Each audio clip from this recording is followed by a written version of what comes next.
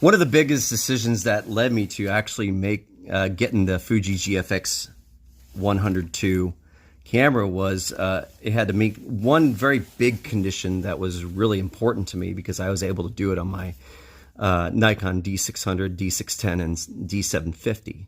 And that was it had to be able to shoot without a lens connected to the camera.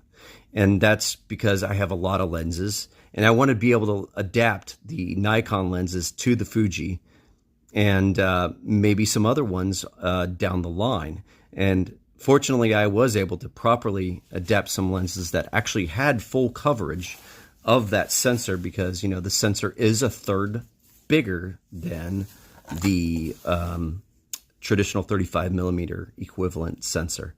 For example, like a full frame sensor, right? And I actually have an example right here. Now, she's ugly, but she works. This is a Rodenstock Ceranar large format lens, 135 millimeter f5.6 lens. And I took a PVC pipe, I think it's a 3-inch if I'm not mistaken. And I was able to adapt it to shooting macro. So long as you don't allow light to come in from this side, I can leave the lens open and look in the back of the camera, and then boom, I'm able to shoot.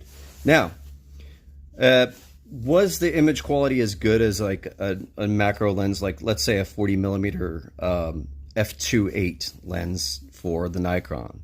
And well, the simple answer is no, especially wide open, because what happened is whenever this lens was designed, I think the coatings were like fluoride or fluorite based lens coatings, and those coatings are very famous for chromatic aberration, especially wide open.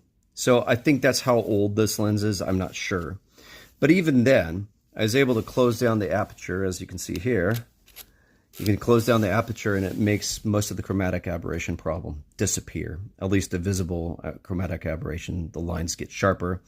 And the problem with using this as a macro lens isn't just the bulk and the way it, you know, how long it is and whatnot, but also the amount of light that that if this thing was shorter hits the back of the sensor is a lot less. So it's not just the aperture, but it's also the length of this device and how much light hits the sensor. So you have to adjust your exposure times, or you have to brighten up the subject in order to make it better.